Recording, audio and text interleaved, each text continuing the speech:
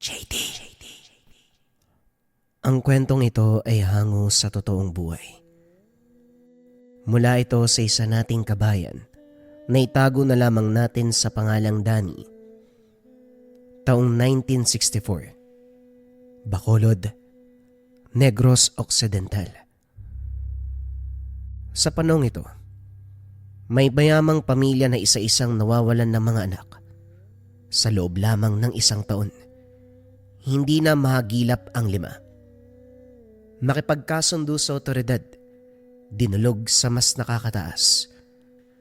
Ginawa naman ang aksyon, pero para bang sa patuloy na paghahanap lalo lang nawalan ng pag-asa. Panahon ang lumipas, pero wala ni isa ang natagpuan hanggang sa nagpasya na manawagan sa taong bayan. Sino man ang makahanap sa mga bata ay gagantimpalaan ng malaking halaga. Libo-libo ang patong bawat ulo. Ito ang umagaw sa atensyon ng magkaibigang Danny at Roy. Nakikiusap ako sa inyo. Tulungan niyo kaming mahanap ang mga anak namin. Magbabayad ako, hindi lang pera. Magbibigay ako ng lupa, alin man sa ari-arian namin. Si Roy na nakarinig. Nagningning ang mga mata. Kagad hinila ang kaibigan para pag-usapan. Ano na, tara. Malaking pera ang pinag-uusapan dito. Huwag na nating palampasin yan. Sira ulo ka pala eh. Paano nga natin mahanap? Wala tayong alam kung nasan ang mga bata. Malay ba natin kung sino yung dumukot dyan? Baka nga patay na yan kaya hindi matagpuan. Tigilan mo yung pangarap na pera ha. Pati ako, masisiraan sa pangikayat mo eh. Tugon ni Danny kay Roy. Susubukan nga lang natin, di ba? Hanapin natin kung saan, malay natin. Nandyan lang sa tabi-tabi, baka tinago ng kaanak. Ang gawin natin, puntahan natin isa-isa. Mag-usisa tayo. 5 ang anak ni Madam Rosana. Kapag nahanap natin lahat, malaking pera yan pare. Maghanap ka mag-isa mo. Pulis nga hindi mahanap, ikaw pa kaya? Akala mo talaga, si Madam Auring ka ba? Manguhula ka? Lakas ang tama na to. Pare, ang bilis mo kapag pera ang pag-uusapan eh. Hindi ka man lang nag-iisip ng maayos eh. Napabuntong hininga na lamang si Danny sa tinura ng kaibigan. Nang dumako ang tingin sa kumpulan ng mga tao, nakikiramay kay Madam Rosana, hindi may tatanggin na nakaramdam ng awa. Kaso nga lang, ano pa nga ba ang maitutulong ng kagaya niya? Isa pa, taon na ang lumipas magbula nang mawala ang lahat ng mga anak. Walang nakakaalam kung nasaan ang mga ito. Inakala ni Danny na maiintindihan ni Roy ang punto niya, pero nagkamali siya. Imbis na tumigil, patuloy sa pangungumbinsi. Pabalik-balik sa tahanan para ikayatin sa planong paghanap. Para matigil, pumayag na lamang, sumabay sa binabalak. Napapakamot ng ulo habang pinapanood si Roy na nakikipag-usap kay Madam Rosana. Hinayaan niya ito pero laking gulat ng magsinungaling. Nagpahula kami. Ang sabi hawak ng mangkukulam ang mga bata. Hindi namin nahingi ang karagdagang impormasyon dahil biglang naimatay ang matanda. Pero bago yun, sinabi niya ang lugar. Hindi naman sana interesado si Danny, pero nang sabihin na may kinalaman sa kulam, biglang naagaw ang atensyon. Pinunta ng magkaibigan ang lugar. Kabundukan ang bumungad. Sa lawak hindi malaman kung saan magsisimula. Nang makapag-isip, naglagay ng palatandaan kung saan sila magkikita pagkatapos. Kanya-kanya na sa pagtahak ng direksyon. Panaybuga ng hininga si Danny. Hindi sanay makipagsapalaran sa lugar na hindi pamilyar.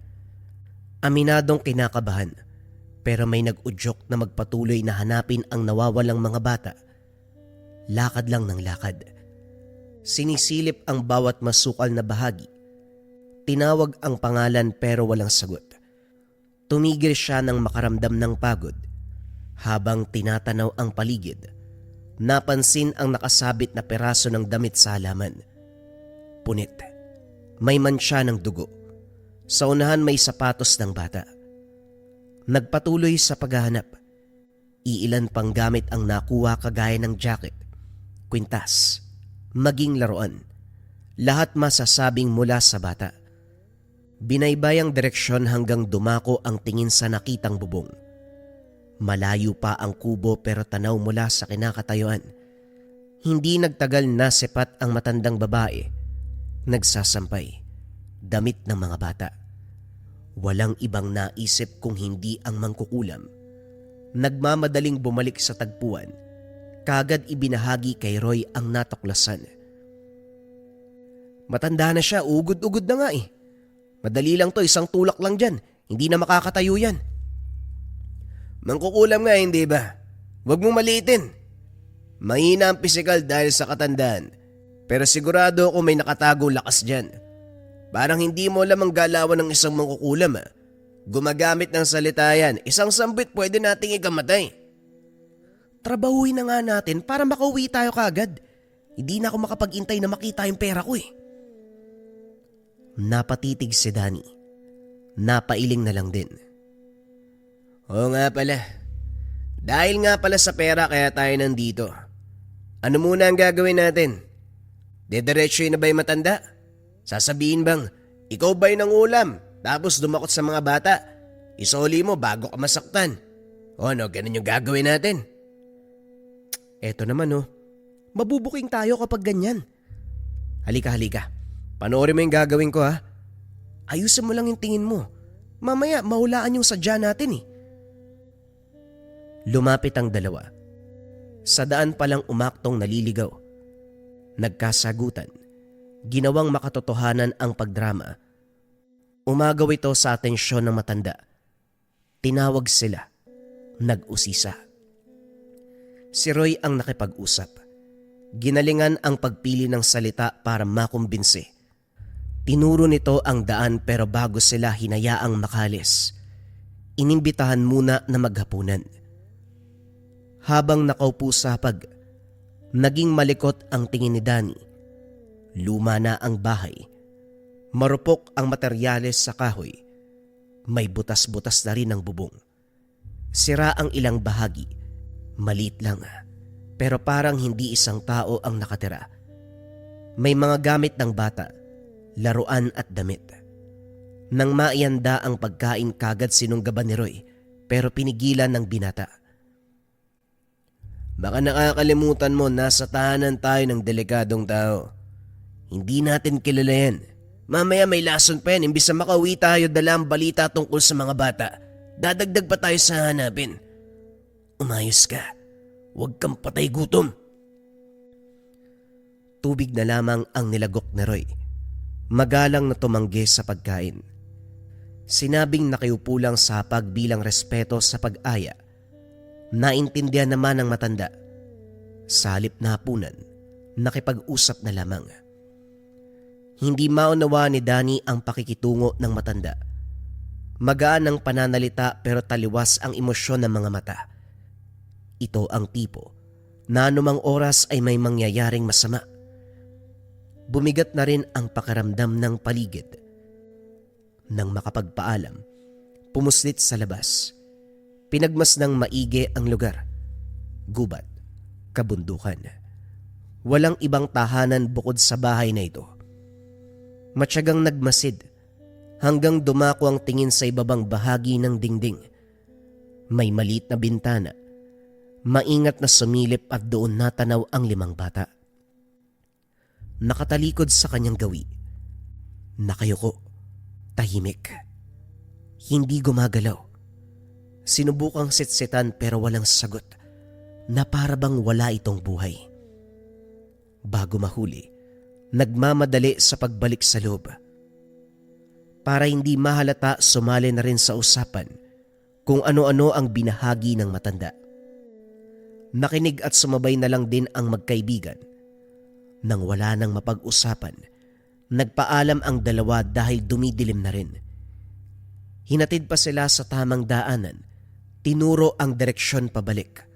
Magalang na nagpaalam ang mga binata. Sa sandaling nakalayo, binahagi ni Danny ang natuklasan. Ngayon pinag-iisipan na lamang kung ano ang indadahilan sa oras na babalik. Bago yun, naganap muna ng komportableng lugar kung saan magpapalipas ng gabi. Sa ilalim ng sagingan nagpahinga, pinagtagpi-tagpi ang mga dahon at ginawang sapin.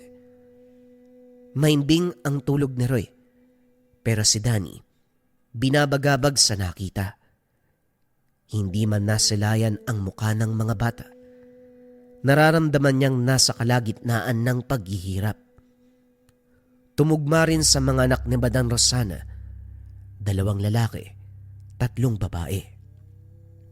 Nasa edad 6 hanggang 13. Maliban dito, hindi maintindihan ang mga gamit sa silid na yun. Parang tambakan ng mga basura. Hindi makilala ang amoy. Sa kalagitnaan ng pag-iisip, dumako ang tingin sa unahan. Malalim na ang gabi. Kalat ang dilim pero dahil sa liwanag ng buwan, naaaninag ang mga bagay-bagay. Kabilang rito ang figura ng tao. Hindi makilala kung babae o lalaki dahil nakabalot ang katawan. Mabilis ang kilos. Madaling nakapagpalit ng pwesto. Nung una inakala pinaglalaroan ng paningin, pero nang marinig ang hiyaw, naalerto si Danny. Ginising si Roy, sabay silang tumakbo. Sa bawat lingon makikita pa rin ang figura hanggang sa hindi na malayan kung gaano katagal nang tumatakbo sa lugar. Pinagpasalamat na lang ng dalawa na hindi nagkahiwalay. Sa kabutiang palad, nawala din ang imaheng iyon. Dito nakahinga ang magkakaibigan. Buisit, kamuntikan pa akong atakihin sa puso ah. Ang lakas ng kabog ng dibdib ko. Akala ko, mabangis na hayop ang makikita sa gubat. May multo rin pala. Multo nga ba? Sa dami ng karunungan sa mundong ito, mahirap nang tukuyin kung multo o kagagawan ng tao ang isang bagay. Yung nakita nating parang tao naman Pinaglalaroan tayo, tinatakot. Bakit mo ba kasi ako kinumbinsi na sumama sa'yo? Dinadamay mo ako sa takutan Uy, wag mo nga akong sinisisi. Oo, kinumbinsi kita. Pero ikaw naman tong pumayag kagad nung marinigan tungkol sa hula. Naninisi pa to. Hindi mapigilan ni Danny ang magka-interes dahil may kinalaman sa kulam ang pagkamatay ng mga magulang. Paslit pa lamang nang sabihin ng albularyo ang kinamatay ng mga ito. Nasaksiyan din kung paanong magdusa ang ama't ina sa pinataw na sumpa. Nagbago ang anyo na parang pinaghalong tao at hayop. Nagbabago ang lahat. Hindi maunawaan ang kilos sa gabi na parang sinasapian. Ilang insekto ang natatagpuan sa higaan tuwing umaga. Sa ganitong paraan naghirap ang mga magulang hanggang sa binawian ng buhay. Dahil hindi maunawaan ang ganitong kababalagan sa murang edad, labis ang pagsisisi. Hindi nakahingi ng saklolo. Ito ang dahilan kaya nagka-interes sa kaso ng pagkawala ng mga anak ni Madam Rosana. Nais makaharap ang mangkukulam. Sa isip ng binata, hindi man ito ang may kasalanan sa nangyari sa mga magulang. Walang pinagkaiba. Parehong mangkukulam. Kinabukasan naglibot muna sa paligid para makahanap ng makakain. Sa kalagitnaan nakasalubong ang magkakahoy. Naguguluhan sa presensya ng mga binata. Humingi ng kaunting oras para makausap. Pasensya na kung naistorbo ko ang paglilibot nyo. Nakakapagtaka lang kasi na may naglalakwatsa sa baging ito. Hindi naman kayo mukhang naligaw. Ano ba talaga ang pinunta nyo rito? Tanong ng matanda na nagpakilala sa pangalang Mang Teofilo. Imbis na sagutin, nilihis ni Roy ang usapan. Kaso nagpumilit ang matanda. Walang nagawa ko hindi magsabi ng katotohanan. Sa lugar po kasi namin, may magkakapatid na nawala. Nung nakaraang taon pa po. Nanawagan ng ina. Nandito kami, tumulong sa paghanap. Ang lugar na ito ang sinasabi ng mga hula. Pinahulaan kasi kung nasaan ang mga bata Nagbago ang reaksyon ni Mang Teofilo palihim na sumulyap sa direksyong kinalalagyan ng tahanan ng matanda na tinutuluyan nila. Tumatango pa ito. Ilang sandali pa ay naunang lumakad. Parang may sinasabi yung kilos ni Mang Teofilo ah. Napansin mo ba tumingin siya dun? Sa tahanan ni... Patay. Hindi natin natanong yung pangalan ng Ali. Maging handa na lang tayo sa mga susunod pang makakasalubong. Parang maraming tinatago ang lugar na to. Nagpatuloy sa paghahanap ng makakain. Inihaw ang nahuling manok. Sinamahan na rin ng bungang kahoy na nakuha sa tabi-tabi. Pinag-usapan ang susunod na gagawin. Nang magkasundo, nagmamadaling bumalik sa tahanan ng Ali. Nagbitbit ng mga prutas para patuloy na gampanan ang pag-aakto. Sa kabutiang palad walang tao. Hindi magilap sa paligid ang matanda. Sinamantala ang pagkakataon. Dumiretso sa ilalim na bahagi ng tahanan. Kanya-kanya sa pagduwal sa pagbungad ng matapang namoy. Para bang nabubulok na karne. Dumagdag ang malansang dugo. Nilalangaw ang paligid. Bukod sa lumang kagamitan, umagaw sa atensyon ang partikular na bahagi kung saan nakatambak ang punit na mga damit. Buhok, kuko, daliri, parte ng tao. Sa tabi naman natutuyong mantsa ng dugo sa sahig at dingding. Sa ngalan ng Ama, Anak at Pare, hindi na tao ang mga to. Wika ni Roy. Napatanda ng krus nang dumako ang pansin sa mga bata. Maputla ang balat. May bakas ng tahi kung saan-saan. Wala ng kuko. Hindi pantay ang pagkakagubit ng buhok. Nangingitim ang mga labi. Mulat pero wala ng kamalayan sa paligid. Nanlalamig at naninigas ang katawan.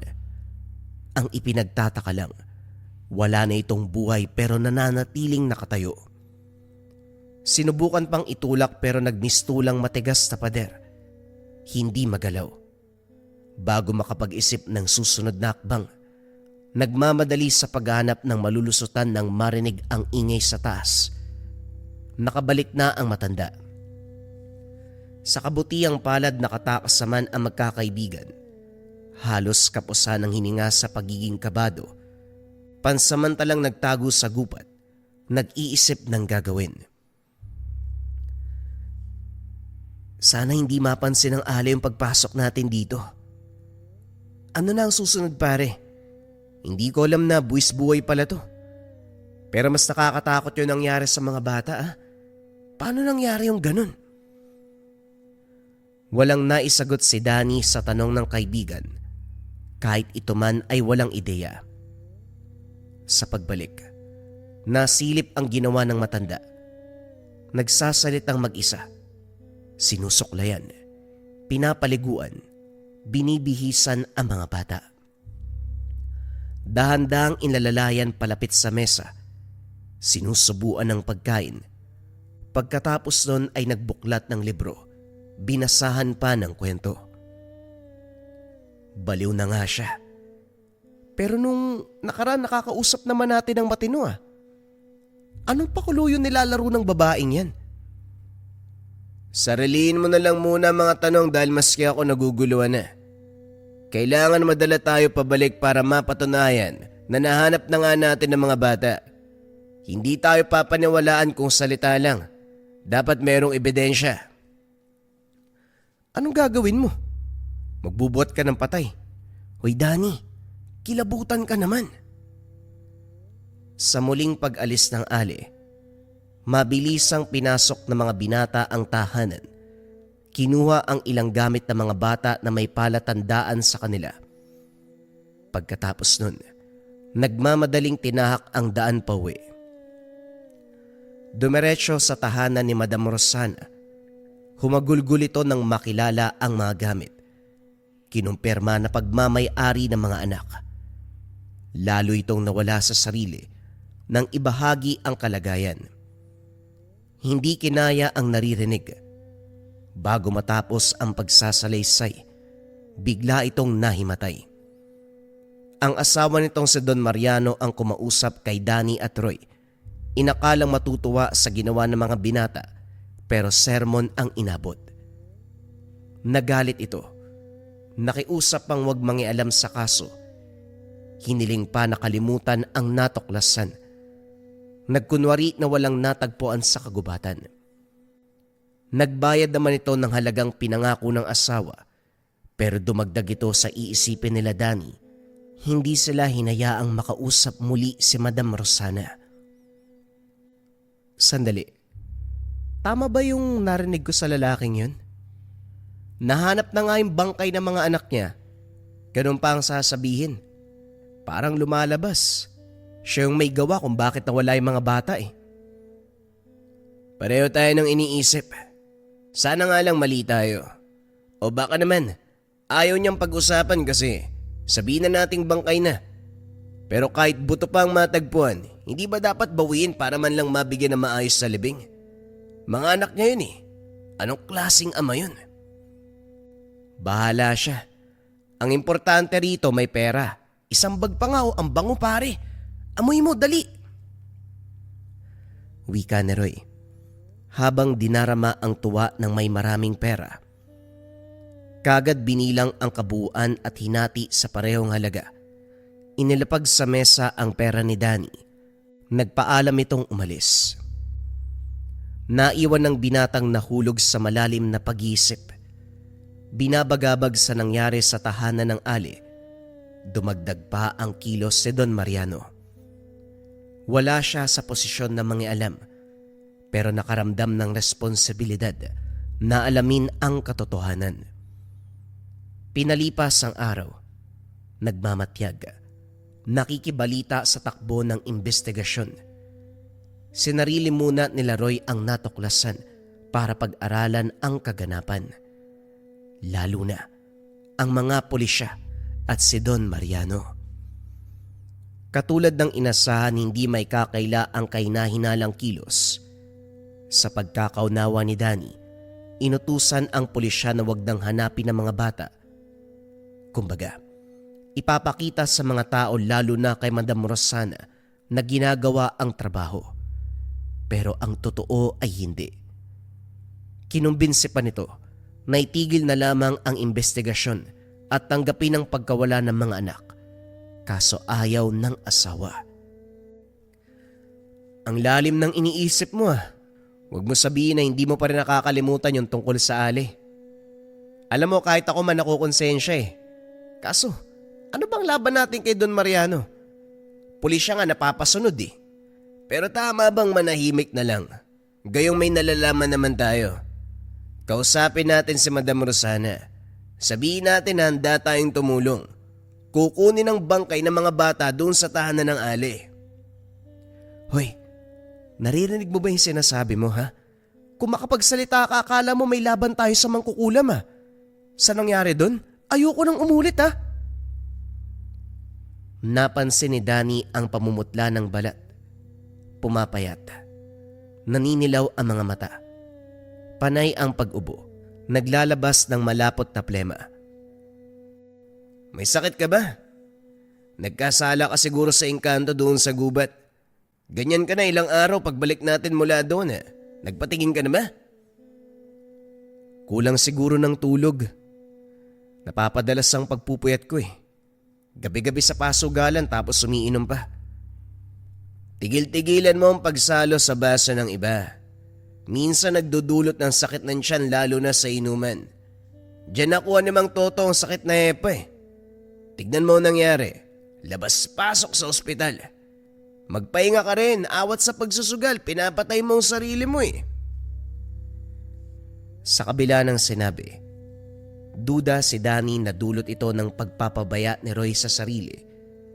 Hindi niya alam kung saan nakakuha ng ideya, pero malakas ang kutob na gawa ito ng Ali. Dahil sa iniisip, kumuha ng ilang hibla ng buhok at dinala sa albularyo. Katulad ng iniisip, kasalukuyang dinanas ang sumpa ng barang. Tatapatin kita, Danny. Hindi madali ang sitwasyong ito. Mahirap gamutin dahil direktang nakakonekta ang sumpa sa katawan at kaluluwa ng biktima. Ilan lang ang nakakaalam ng pamamarang ito. Saan ba kayo nagtungo nitong nakaraan? Paano nakuha ang ganitong kulam? Walang nagawa si Danny kundi sabihin ang katotohanan. Pinaliwanag ang natuklasan sa kabundukan, sa tahanan ng ali, at sa biktimang nakakulong doon. Tahimik na nakinig ang albularyo. Inunawa ang detalye. Ito naman ang kinilabutan sa nalaman. Sa pagpapalitan ng opinyon, nangako si Mang Felipe na tutulong para mapakawalan ang mga batang bihag. Sa ngayon, kinakailangan munang isalba ang buhay ni Roy. Dinala ang kaibigan sa tahanan ng albularyo, si Nuri. Binigyan ng pangunahing lunas para humupa ang kalagayan. Pagkatapos inihanda para sa isasagawang ritual. Inihipan ng dasal. Maya-maya pa nawalan ng malay si Roy. Sinugatan ang balat. Binuhos ang katas mula sa ginawang lunas. Ilang sandali pa nagkamalay ang binata. Nagwawala. Sumisigaw na parabang maging kaluluwa na sasaktan. Patuloy sa pagdurugo ang sugat hanggang sa may gumalaw sa ilalim ng balat.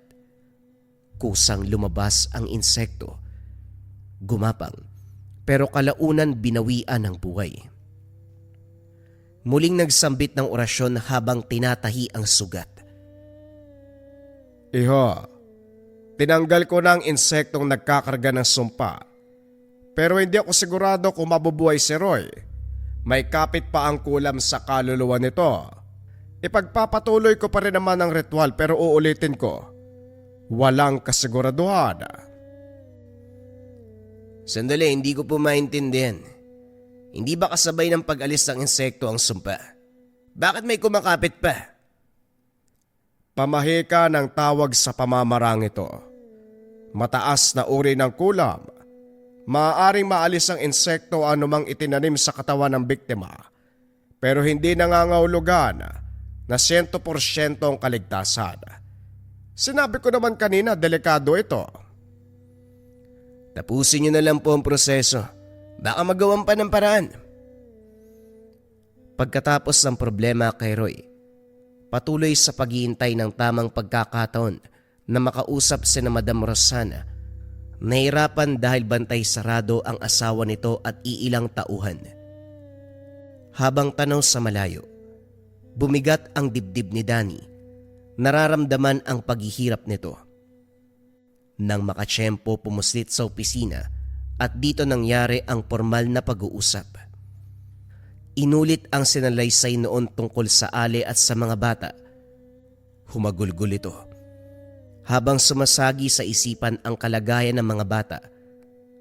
Nang banggitin ni Danny ang ali, nang mailarawang mabuti, may sinambit itong pangalan na ayon sa pagkakaalala, may kinalaman sa asawa. Kahit si Madam Rosana naghihinala sa kilos si Don Mariano una pa lang, hindi kayang kumprontahin dahil isa siyang dakilang martir. Sunod-sunuran sa takot na masaktan. Nang marinig ito ng binata, nagkaroon ng ideya. Binaling ang usapan sa relasyon ng mag-asawa. Hindi naman pala mahal ang isa't isa. Nagpakasal alang-alang sa ikakaangat ng negosyo. Pera na magkabilang pamilya ang habol. Nagkaanak nga, subalit hindi maramdaman ng mga bata ang pagmamahal ng isang ama. Dumidistansya si Don Mariano na parabang hindi nagmula sa sariling dugo ang mga ito. Nang lumalim ang kwento tungkol sa asawa, nabalikan ang noon na paghihinala. Magkakilala sila noong nasa kolehiyo pa lamang. Tahimik si Don Mariano. Mag-isa, hindi pala kaibigan. At higit sa lahat tumatambay sa madidilim na bahagi kung merong bakanting oras. Maaga ito kung pumasok. Pinakaunang estudyante sa paaralan. Gagabi naman sa pag-uwi. Paminsan nauhuli na galing pa sa gubat. Palaisipan ang kilos na ito. pero walang nagsalita dahil sa impluwensya ng pamilya. Kahit sa ilang taon ng pagiging mag-asawa, bilang sa daliri ang nalalaman ni Madam Rosana kay Don Mariano. Nagsimulang pagtagpi-tagpi ni Danny ang nabuong konklusyon. Nilinaw kay Madam Rosana na hinuha lamang ito. Baka nga po konektado si Don Mariano sa hali. Pasensya na po sa salita pero hindi kaya siya rin yung nag-utos na dukutin ng mga anak nyo. Kakasabi nyo lang, malayo ang loob ng asawa nyo sa mga bata. At minsan ang lumabas sa bibig nito na ayaw niya ng bata. Hindi ko naman sinasabing masamang tao si Don Mariano pero hindi rin po nating pwedeng baliwalain ang mga posibilidad. Kahit gaano pa kabuti ang isang tao, darating sa punto na makakaisip ito ng kasamaan sa sarili man, sa pamilya o laban sa ibang tao. Sa kabutiang palad, naunawaan ni Madam Rosana ang pinupunto ni Danny. Ang pagdududa sa asawa ang nagtulak para sumang-ayon sa plano ng binata. Ipinagbahala kay Danny ang susunod na hakbang. Ang importante rito, maibalik ang mga bata, buhay man o bangkay. Bumalik kay Mang Felipe. Nag-usisa tungkol sa kulam at kung paano kontrahin. Nagulat ang matanda lalo na nang mapansin kung gaano ito kaseryoso. Ibinahagi pa rin ang kaalaman sa kabila ng pagtataka. Pagkatapos nilinaw kung saan gagamitin.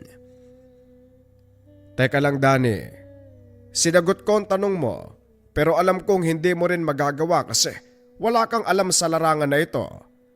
Bakit ka ba nagtatanong ng ganitong bagay? Binisita ko si Roy. Kahit papano bumuti naman ang kalagayan niya. May binabala ka ba patungkol doon sa nawawalang mga anak ni Madam Rosana? Iho, huwag kang magpakabayani.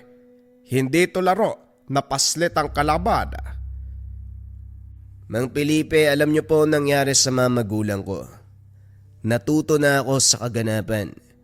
Nasaksiyan ko ang paghihirap nila sa sumpa ng kulam pero wala akong nagawa dahil wala akong muwang. Ngayong nasa tamang pag-iisip na, wala mang alam sa lihim na karunungan pero malay natin, pumanig ang swerte, hindi ho ba? Ang pakikipaglaban sa mangkukulam ay hindi tungkol sa pagkapit ng swerte. Kinakailangan dito ang karunungan, kakayahan, pananalig sa gabay at pagiging handa sa kamatayan. Kung may binabalak ka, sabihin mo sa akin. Malay mo may maitulong ako. Walang pagdadalawang isip na binahagi sa albularyo ang plano. Ito man ay namangha sa isip ng binata. Para sa matanda, hindi ito tungkol sa pabuyang nakapatong sa bawat ulo ng batang mahanap. Pagbibigay ito ng hustisya, ito ang pinag-uusapan. Ibinahagi na rin ni Mang Felipe ang naisip na hakbang. Walang pagdadalawang isip na sinang-ayunan ng binata. Matapos gumayak, binaybay ang daan patungo sa tahanan ng ali. Hindi maaaring magpakita si Mang Felipe dahil isang tingin makikilala. Si Danny ang tumuloy sa tahanan, gumawa ng kwento bilang pain sa matanda. Nilapatan ng sabulag ang dala nitong pangontra. Sa kabutiang palad kumagat ang ali. Sa puntong ito lang din nakilala. Aling Marisol, maligaya ako nakabalik dito. May dala akong pagkain at karne. Sariwa ang mga yan. Wala po kasing pasok tapos naisip ko kayo. Tinulungan nyo rin ang kaibigan ko nung araw. Nga o pala, bakit nyo piniling manirahan dito? Masyado na pong malayo sa kabiasnan. Kayo na lang din ang tao. Walang kapitbahay. Hindi naman ako nag-iisa, iho. May mga anak ako. Nasa kwarto sila. Hindi ko lang pinapalabas dahil delikado ang lugar na to. Gusto mo ba silang makita? Napalanok si Danny nang masilayan ang ngiti ng matanda. Ginapang ng takot nang maalala ang itsura ng mga bata. Pero para malaman ang katotohanan, nilunok ang takot at pumayag. Dinala siya ng matanda sa basement. Pigil hininga dahil mas dumoble ang tapang ng amoy kumpara ng una. Nagtataka dahil may sariwang dugo sa sahig. Naroon din ang buhok na bagong gupit. Nag-iwas ng tingin nang sumulyap si Aling Marisol. Pinakilala nito ang mga bata. Binigyan ng pangalan isa-isa. Lahat tumugma sa tunay na pagkakakilanlan ng mga ito. Tuloy-tuloy ang kwento. Hinuhuli ni Danny sa salita sa pamamagitan ng pagtatanong. Pero hindi naging madali dahil maingat ang matanda. Ang totoo niyan, apo ko sila. Ayaw alagaan ng anak ko kaya ako na lang. Nung una ayaw makinig kaya ginawa ko ang lahat para sumunod sa akin. Tignan mo sila. Ano man ang sabihin ko, walang kontra. Dahan-dahang inilabas ni Danny ang pangontrang likido. Habang abala sa pagtitig sa mga bata, sinamantala ang pagkakataon. Sinabuyan. Sabay tawag ng pangalan ni Mang Felipe. Dali-dali namang nagpakawala ng orasyon sa hangin ang matanda. Nanlaban si Aling Marisol. Dumampot na mga bagay pero inunahan ni Danny. Nanlaki ang mga mata sa gulat. Kagad nabitawan ang pala na direktang tumagos sa tiyan. Basta na lang ito hinugot sa tabi. Sabay atake rito. Wala sa isip na ganon ang mangyayari. Gayunpaman, hindi ito pinuna ni Mang Felipe. Inihipan ng dasal ang palito, sabay diin sa leeg ng matanda. Kagad nawala ng lakas, naglupasay sa sahig. Anak, sanghala ng sumalangit nawa ang kaluluwa ng mga batang ito. Napakahayop ng ginawa. Hindi lang pinatay, maging ang kaluluwang lupa ay pinahirapan. Wika ni Mang Felipe nang makita ang mga bangkay na hanggang ngayon ay nananatiling nakatayo. Kinalas ang sumpa kung kaya't nagbagsakan. Maayos na binalot isa-isa. Pagkatapos sinunog ng buhay si Aling Marisol kasama ang mga kagamitan. Dinala ang mga bangkay sa napag-usapang tagpuan. Pinagluksaan si Madam Rosana. Paulit-ulit na sinumpa ang asawa. Hindi pa man malinaw ang koneksyon ni Don Mariano kay Aling Marisol, ito pa rin ang sinisisi. Matapos mabigyan ng maayos na libing, tinawagan ang asawa para ipahinto ang operasyon ng otoridad. Sinabing tanggap ang pagkawala ng mga anak. Maraming salamat sa inyo. Napakahayop ni Mariano. Ginawa niya ito sa mga anak namin. Huwag kayo mag-alala. Hindi niya malalaman ang tungkol dito. Pagtatakpan ko kayo. Sa ngayon, kapag magkakasalubong tayo sa daan, huwag kayong tumingin sa akin, ha? Kilala ko siya. Malakas magduda pagdating sa ganitong bagay. Kailangan nating mag-ingat. Nagawa niyang ang patay ng sariling anak. Kayo pa kaya na hindi ka pamilya? Nakahinga si Danny. Sa ginawang pakiramdam, naigante rin ang mga magulang. Lihim na pinagmalaki ang sarili dahil nailigtas ang mga bata. Hindi lang isa o dalawa, kundi 5 bangkay ang naiuwi, nabigyan ng maayos sa libingan.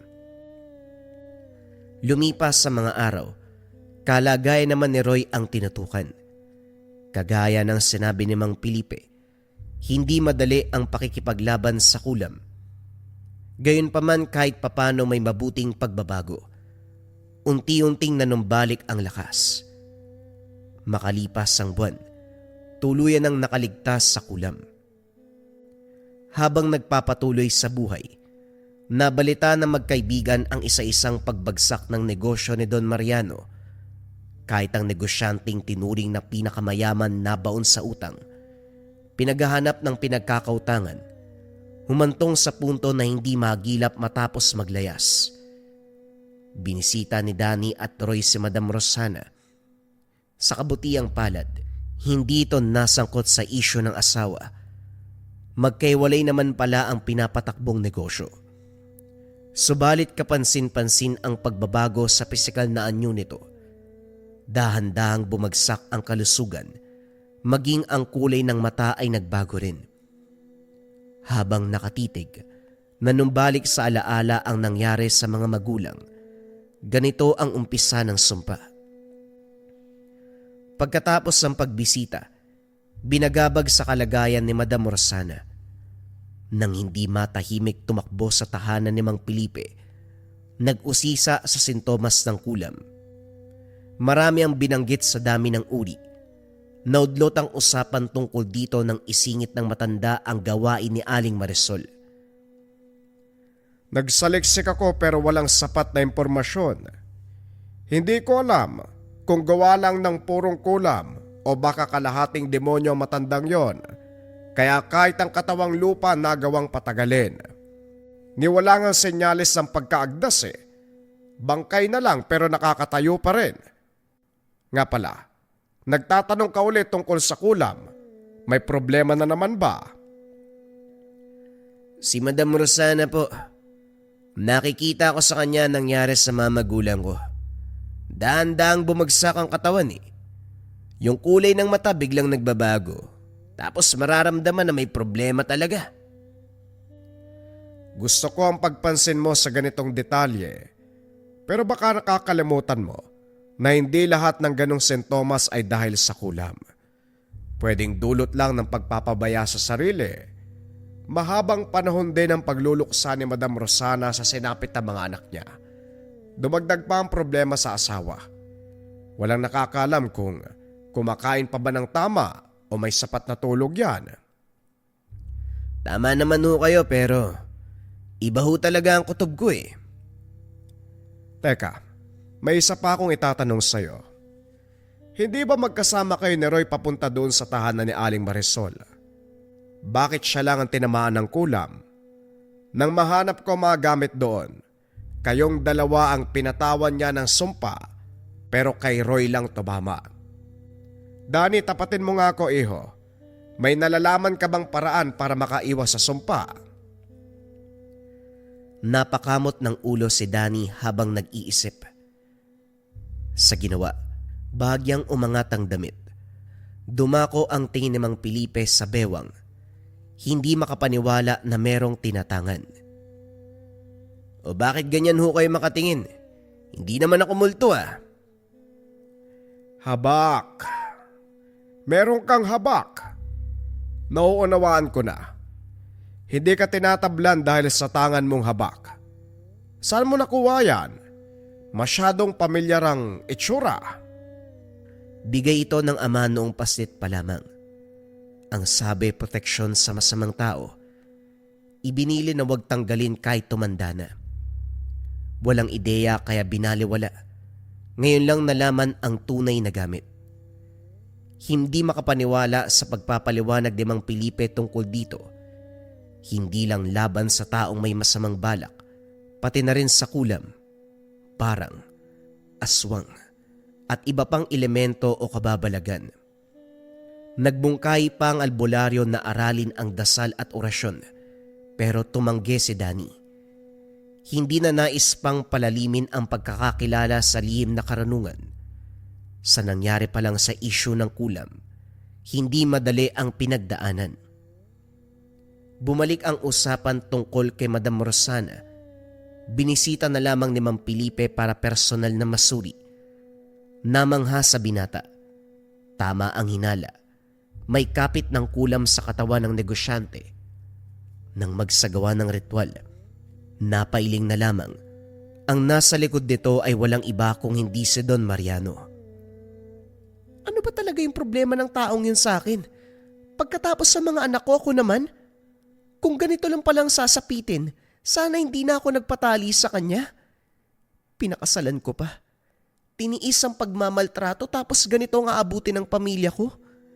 Hayop na yan, walang kaluluwa. Demonyo! Tama na. Walang magagawa yan. Hindi pag-aanong nag-ugat ang sumpa, kaya madadaan pa natin sa gamutan. Yun ay kung papayag kayong gamutin kita, nasa iyo pa rin ang pagpapasya. Manong naman, otomatiko na yan. Kapag nagpasuri ang tao, magpapagamot yan. Malay mo baka may ibang desisyon. Gusto ko lang na malinaw at maayos sa pag-uusap bago isagawa ang akbang.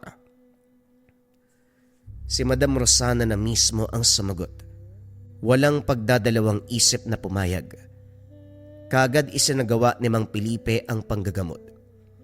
Inihipan ng dasal, sumambit ng orasyon.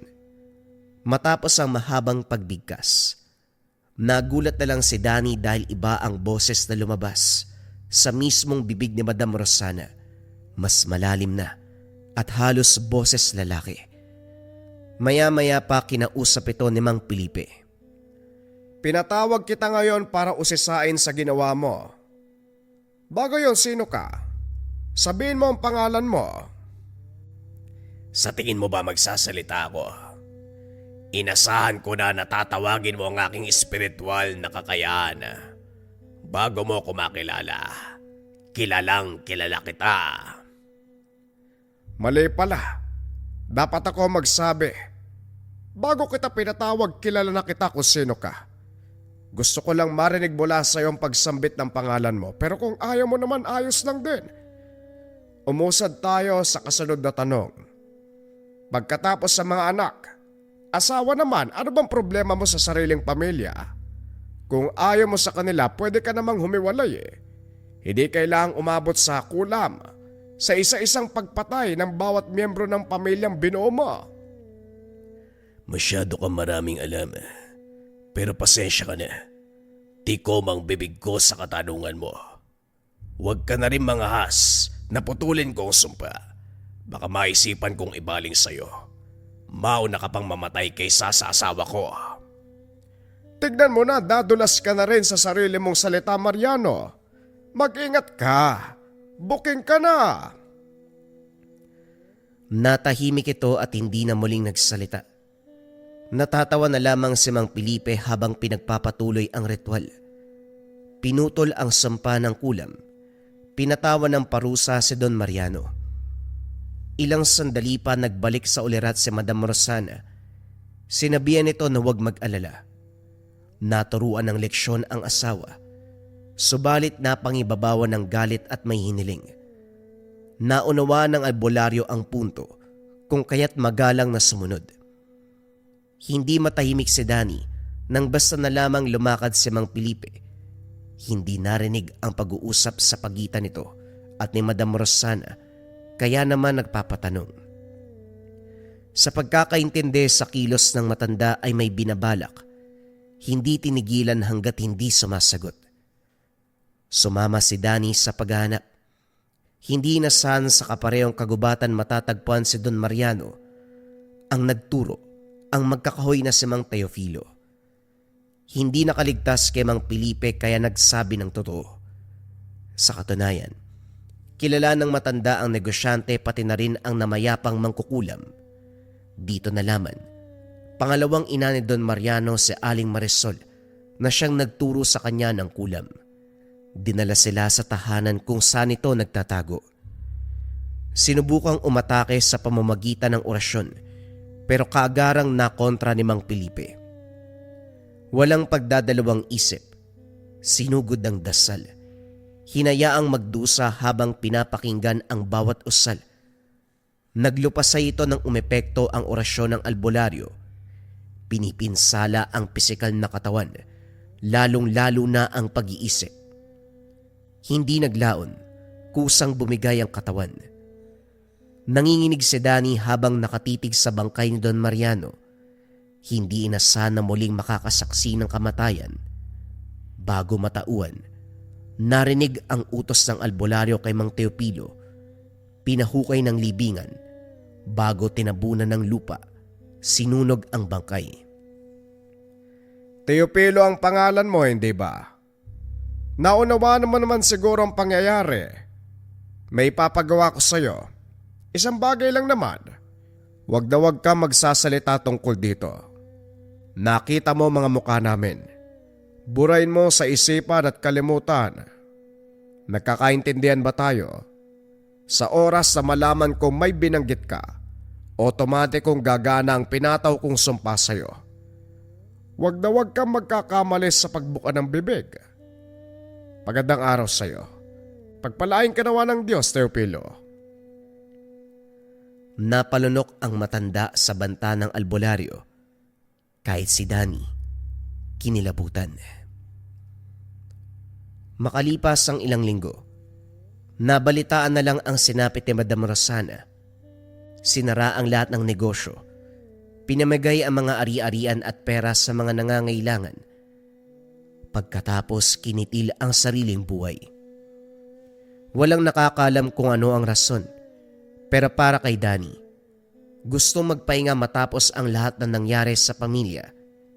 Sino ba namang hindi mapapagod sa mga kaganapan? Asawa ang dahilan kung bakit nawalay sa mga anak. Maging siya ay pinagtangkaan. Sumalangit nawa ang kaluluwa ni Madam. Mabuting tao pa naman sana. Si Danny sa kabilang banda, pinagdasal ang kaluluwa ng yumaong negosyante. Pagkatapos ng kaganapan, balik sa normal ang buhay. Tuloy sa pakikipagsabayan sa galaw ng mundo. Naging kampante ang binata dahil ayon kay Mang Felipe, habang nasa kanya ang habak, hindi siya masasangkot sa anumang kapamakan. At palagi niya ring tatandaan, ito rin ang naging daan upang malutas niya ang isang kababalagan. Isang pamilya ang naubos dahil sa kababalagan, dahil sa lakas ng mangkukulam. Depensa sa lahat ng uri ng sumpa na may kasamang rebuelta o balik sumpa. Ito ang Marahuyo Bracelet. Napakarami ng natulungan ng Marahuyo. Mula sa pagbibigay ng ginhawa sa nararamdamang sumpa at pagbabalik ng sumpa sa mga taong nang biktima sa kanila. Kung isa ka sa mga taong nabiktima ng kasamaan at kailangan mo ng proteksyon, subukan mo ang Marahuyo Bracelet. Kung interesado ka, i-search mo lang ang shop ng Lika Merchandise Marahuyo Bracelet. Mag-ingat sa mga scammers.